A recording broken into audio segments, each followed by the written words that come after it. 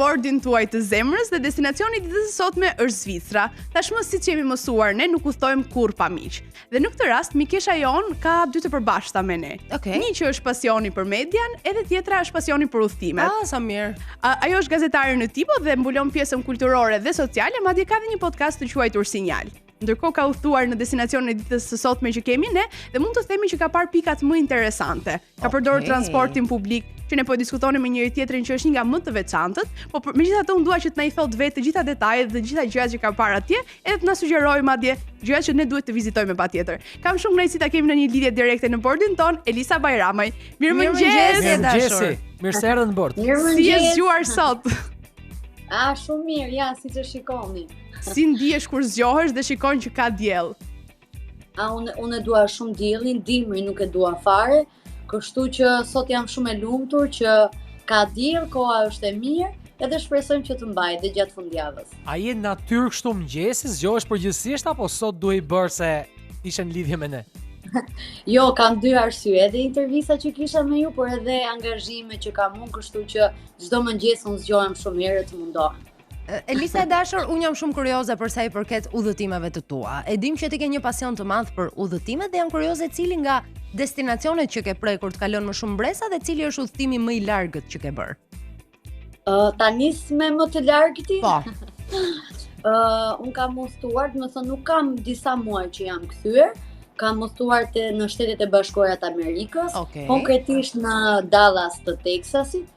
Edhe udhëtimi ishte aq i gjatë sepse unë kisha me tranzit nga Tirana në Stamboll, nga Stambolli pastaj në Dallas dhe kam fluturuar për 14 orë. Do të thënë ishte shumë e lodhshme. Por edhe interesante dhe qielli duke ndryshe, do të thënë këto linjat ajrore turke kryesisht janë, do të thënë i marrin parasysh këto udhëtime të gjata dhe mundohen që gjithë qytetarët i bëjnë që të ndihen mirë. Për sa i përket se destinacionin që të kalon më shumë bresa jam kurioze.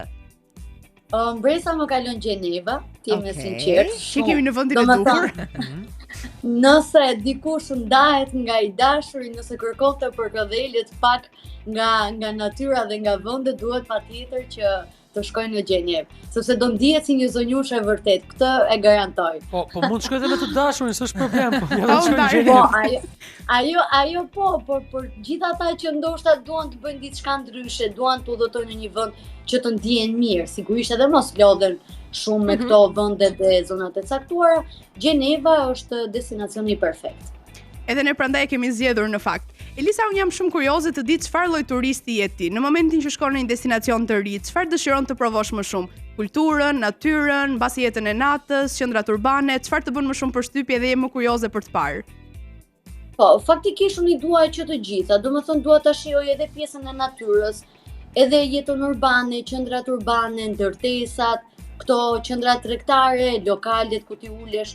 Dhe unë gjithmonë kam këtë mendimin që nëse mbërri në një vend dhe varet nga udhëtimi nëse kam arritur në mbrëmje vonë dhe të nesërmen dua të pi një kafe, nëse është një vend që këto kafe ti ka bosh, nuk ka jetë, nuk ka njerëz, domethënë nuk do më pëlqente shumë. Megjithatë edhe këto zonat historike sigurisht që kanë rëndësinë e tyre, sepse nëse nuk di historinë, pastaj kot që udhëton. Është vërtet. Absolutisht. Duam të dim se në cilin moment, pra në cilin periudhë të vitit ke qenë në Gjenevë dhe a është ajo periudha më e mirë për ta vizituar Gjenevën sipas teje?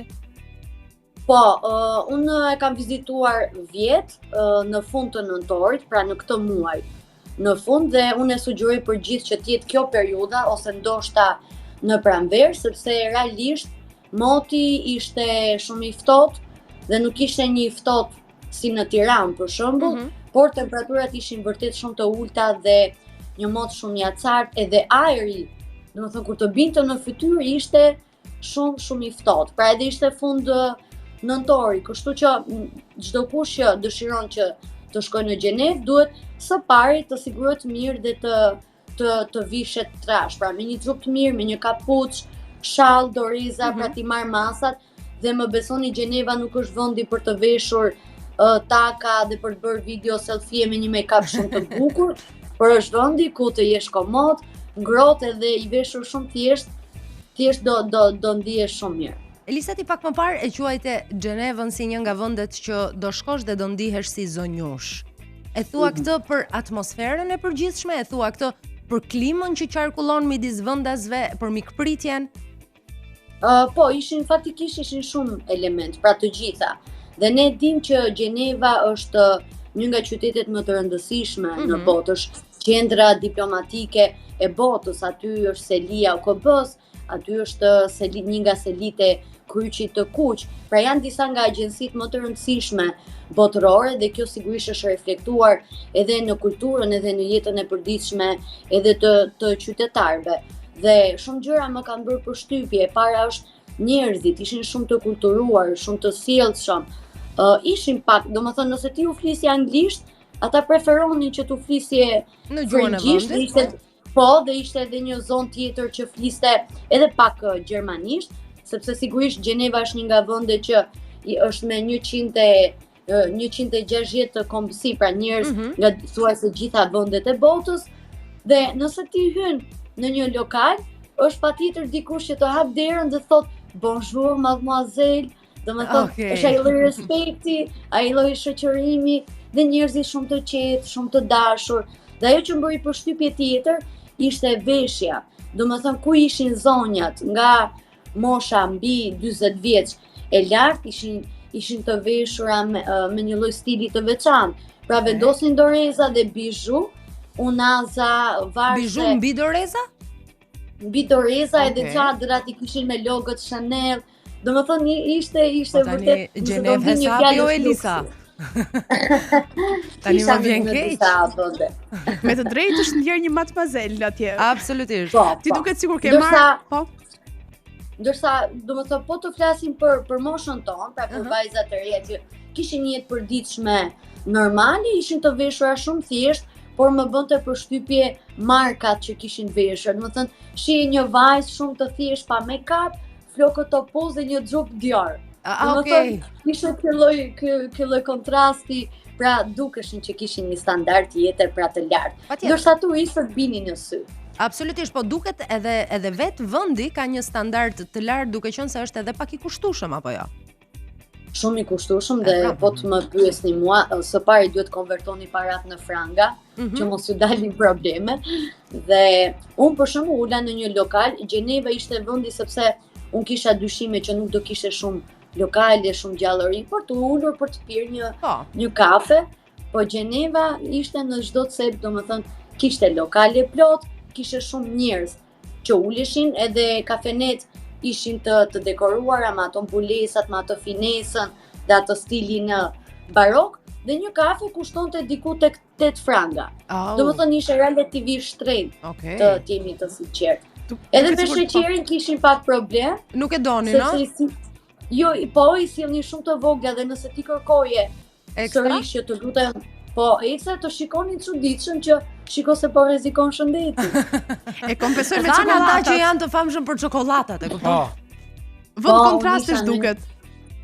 Po, është Gjeneva njihet për çokolladat edhe për djathrat, edhe sinqerisht domethënë unë kur kam kaluar, sepse pata fatin e mirë që edhe të shëtisja dhe në qendër gjithçka është shumë e thjeshtë, orientohesh shumë kollaj, pra nëse ti ecën nga do që të ecësh, do të dalësh pranë liçenit që ndan qendrën e Gjenevës në dy pjesë, aty ke godinat janë ndërtesat e disa prej prodhuesve të orave zvicerane, sigurisht Zvicra shquhet për prodhimin e orëve nga familje që sigurisht e kanë të trashëguar dhe secili kishte ato godinën e vet, dhe ti nuk humbet, pra ke qendrën e ecën, ke lokalet, orientohesh shumë kollaj dhe ke edhe ato të ashtu quajturën ruletën e fatit në cilën ti hipje dhe shikoje të gjithë Gjenevën nga sipër.